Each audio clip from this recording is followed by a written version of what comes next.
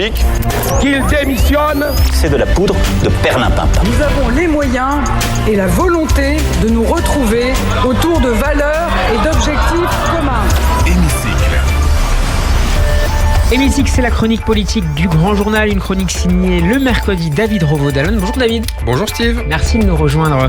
Vous êtes chef du service politique du Journal du Dimanche. David, vous revenez cet après-midi sur l'épisode de la bière descendue par le président samedi soir, descendue cul sec dans les vestiaires du stade toulousain. Et oui Steve, et il faut dire que rarement gorgée de bière aura fait couler autant d'encre et de salive si goulûment avalée fut-elle. La bouteille de Corona prestement descendue par Emmanuel Macron.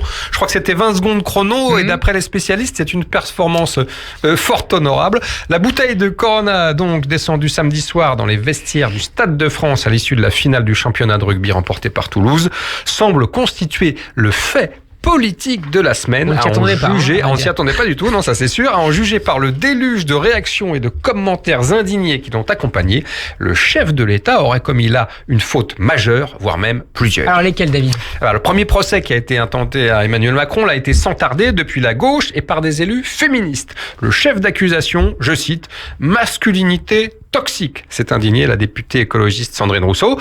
Et puis elle a été vite rejointe sur ce terrain par sa camarade socialiste Laurence Rossignol, sénatrice de Paris. Je la cite encore, ouvrez les guillemets, « une bière cul sec, qu'essaie-t-il de prouver qu'il est un vrai mec ? Poncif viriliste, populisme masculiniste et ringardiste, quel boulet !» a condamné sans appel la sénatrice. Donc, c'est à se demander si Emmanuel Macron aurait été disqualifié en un seul cul sec.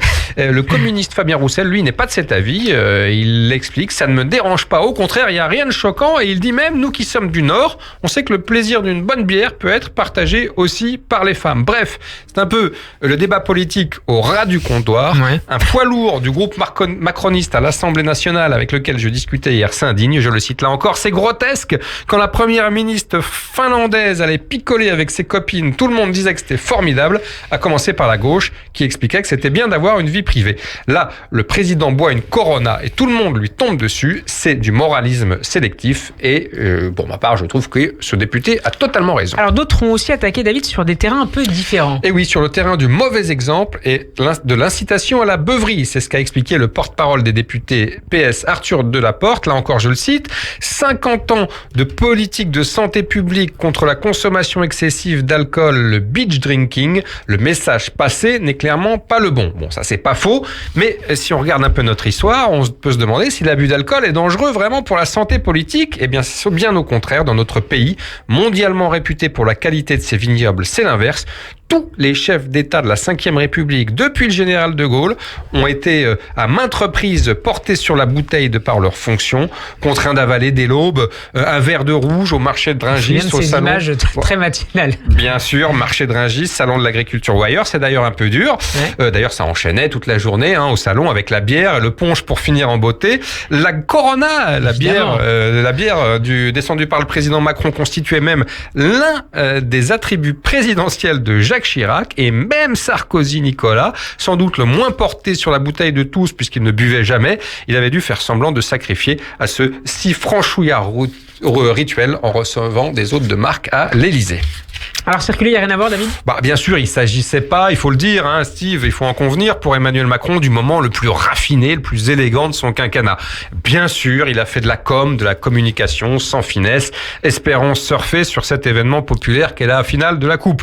Et bien sûr, il en a fait trop, comme souvent, vous vous en souvenez, Steve, vous qui aimez le football, après la finale de la Coupe du Monde, perdue en décembre au Qatar, quand il avait entouré d'affection de façon très très gênante et insistante, un Kylian Mbappé qui visiblement n'avait qu'une envie et ne songeait qu'à une chose, être seul pour digérer l'immense déception de cette défaite.